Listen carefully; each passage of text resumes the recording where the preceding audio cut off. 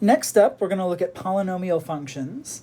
And to be fair, quadratic functions and linear functions are also types of polynomial functions, but we want to look at them a little bit more generally. A polynomial function is basically a function where each term is a number times a whole number power of x. So some examples we could have are f of x equals x cubed minus x plus 1, or g of x equals x to the fourth minus 3x squared plus x, or h of x equals 3x to the fifth minus 25x cubed plus 60x. It's possible that the coefficients on these terms are not integers. They can be fractions or decimals. They can even be irrational numbers like pi or the square root of 2 or something like that. But the general form of a polynomial has each term as a real number times x to a whole number power. And then again, plus or minus another real number times x to a whole number power, etc. And we're allowed to have constant terms on the end.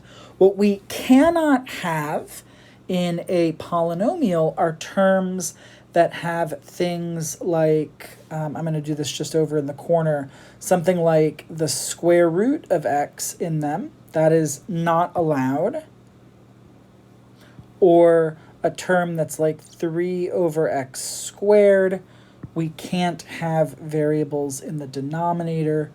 Or something like x to the 1.2 power. We can't have an exponent that is not a whole number. So yeah, things like these. And if we want graphs of these, I'm just going to give you very, very quick sketches of them. If we look at the first one, it's going to look something like this.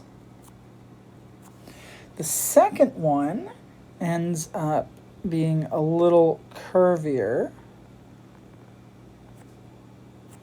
And then the third one is even curvier. Something like that.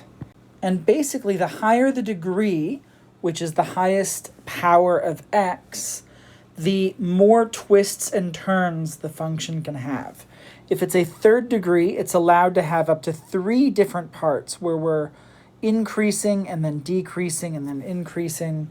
If it's a fourth degree, it's allowed to have up to 4 parts where we switch between decreasing, increasing, decreasing, and increasing, etc. If we've got a fifth degree, it's allowed to have 5 different parts. But it's not always the case that we're going to have that many.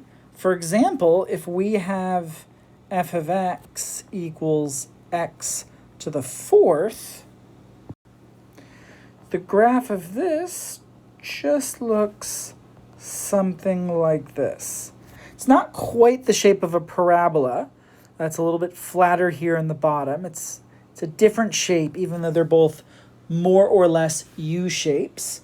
But this does not have 4 different parts. It's not decreasing and then increasing and then decreasing and increasing. It's just decreasing and then increasing.